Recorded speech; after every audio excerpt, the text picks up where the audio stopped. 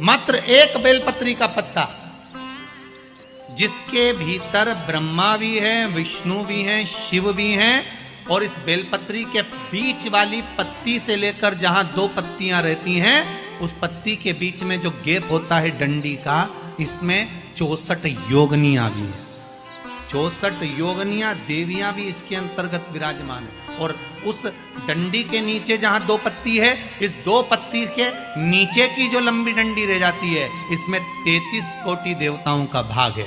उस डंडी के नीचे जो छोटा सा एक मोटा सा भाग रह जाता है, कई बार आप लोगों ने बेलपत्री को तोड़ा होगा तो नीचे एक मोटा सा भाग रह जाता है महाराज, उसके अंतर्गत सारे तीर्थों का भाव जागृत रहता है। उस बेलपत्री को केवल साधारण ना समझे, शिव को अगर समर्पित कर रहे हैं तो संपूर्ण उसी के अंतर्गत, संपूर्ण।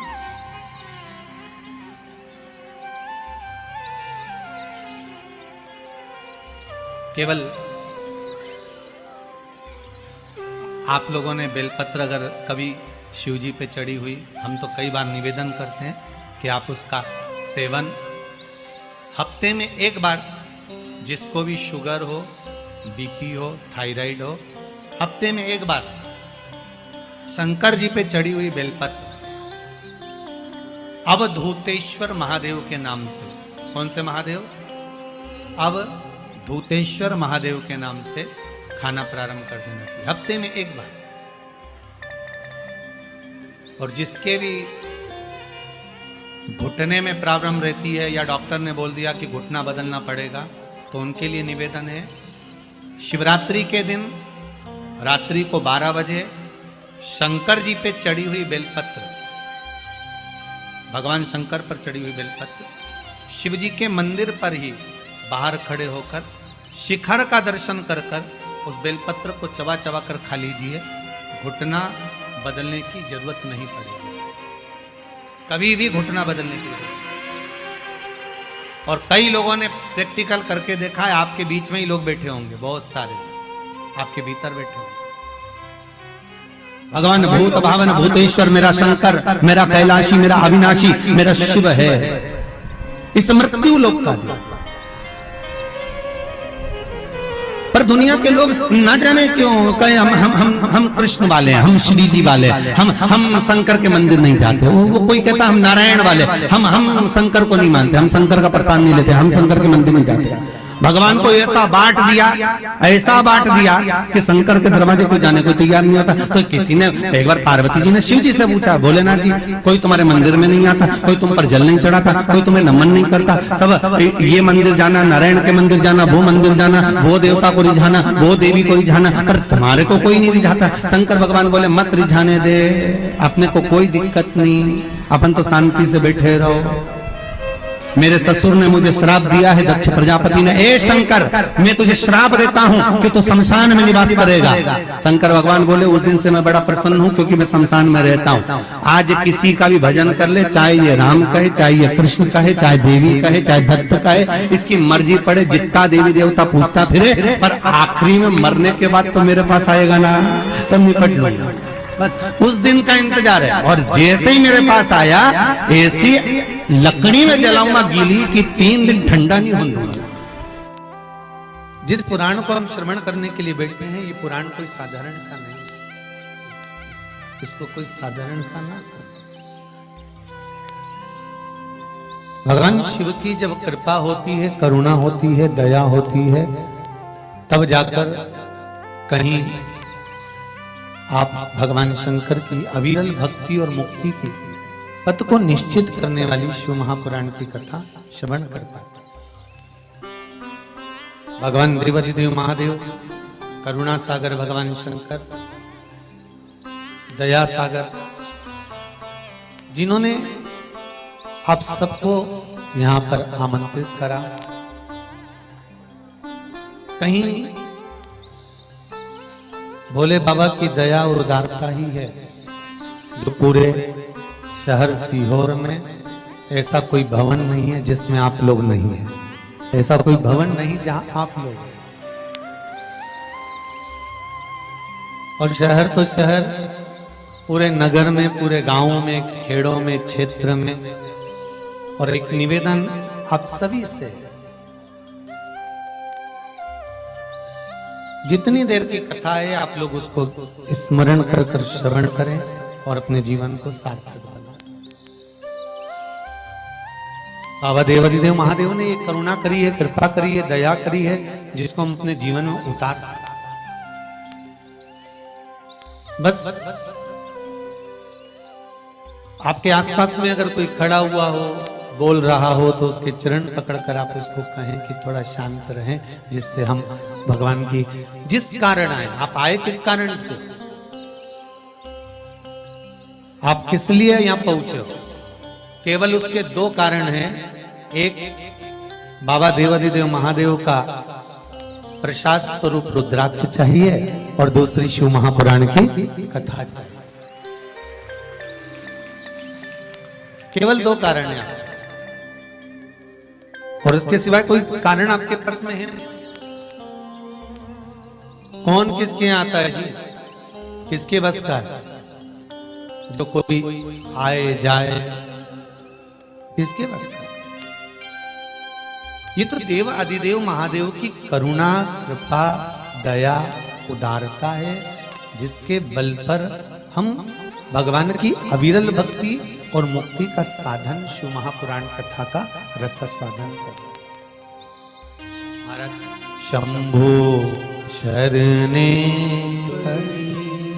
मांगू घड़ी रे घड़ी, दुख काटो दया करी ने दर्शन आपो। शंभो शरणे मांगू घड़ी रे घड़ी, दुख काटो दया करी ने दर्शन आपो। बाबा से केवल एक निवेदन, एक प्रार्थना और बाबा से केवल एक विनती, हमारे जीवन की एक सार्थक कि तेरा ही दिया मैंने खाया पिया है, तेरा शुक्रिया है, तेरा शुक्रिया है। मुझे भोले बाबा ने बहुत दे दिया है, तेरा शुक्रिया है, तेरा शुक्रिया है। ये जायदाद दी है, औलाद दी है, मुसीबत में हर वक्त इमदाद दी है, तेरा ही दिया मैंने खाया पिया है, तेरा शुक्रिया है, तेरा शुक्रिया है। उसकी कृपा ना हो तब तक कोई कार्य हो ही नहीं सकता।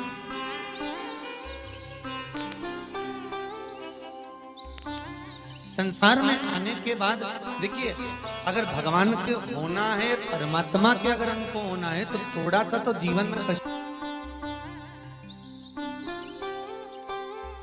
वैकुंठ चतुर्दशी का जो दिन है महाराज, इस दिन रात्रि को 11 बजे से लेकर 12:30 के बीच में दीपदान होता है और 14 दिए का दान होता है। इसमें 14 दीप का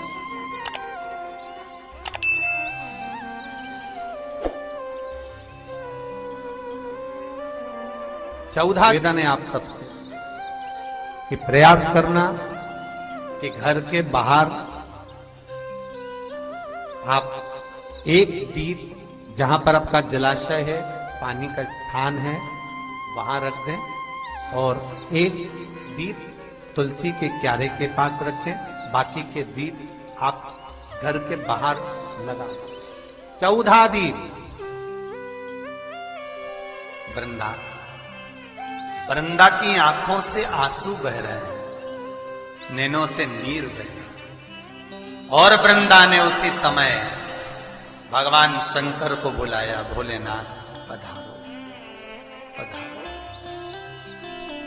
शिव सामने वृंदा, तेरे पति ने जो उपद्रव मचाया था, जहां जहां मंदिर देवालय तीर्थ व्रत सब खंडित कर दिए। जो ब्राह्मण पूजन करने बैठते थे तेरा पति जलंधर, उनके प्राणों को हर लेता। वृंदा, कहीं किसी गांव में अगर भोजन और भंडारा होता था तो तेरा पति उसमें कुछ गलत पदार्थ मिला देता था। वृंदा, तेरे पति को मारना जरूरी था। वृंदा की आंख में आंसू भरे थे और वृंदा आंसू भरती भरती कहती है, भोलेनाथ, मैं ये भगवान विष्णु को श्राप देती हूं कि ये पत्थर के हो जाए, ये पत्थर के हो जाए। और मैं वृंदा हाथ में जल लेकर अपने शरीर पर डालती हूं और मैं तुलसी का पौधा बनूंगी। पर भोलेनाथ, हे शंकर, हे शंभु, हे त्रिकालदर्शी, हे कैलाश, मैं तुलसी कभी आप पर नहीं चढ़ूंगा। केवल वर्ष में एक दिन होगा बैकुंठ चतुर्दशी का दिन, जिस दिन भगवान का हरिहर मिलन होता है। बैकुंठ चतुर्दशी दीपावली के बाद में आती है, पूर्णिमा के पहले, कार्तिक पूर्णिमा जो आएगी बैकुंठ। और इस बैकुंठ चतुर्दशी का बड़ा महत्व ऐसा, जो बच्चे पढ़ने में कमजोर होते हैं, विद्या में कमजोर होते हैं, जिनकी चित्तवृत्ति कमजोर होती है, जो उनको माता पिता बार बार कहते पढ़ पढ़ पढ़ और बच्चा पढ़ता नहीं है, उनका दिमाग, उनकी चित्तवृत्ति खेलने में लगी रहती है, चिड़चिड़े रहते हैं, उन बच्चों के लिए शिव महापुराण कहती है बैकुंठ चतुर्दशी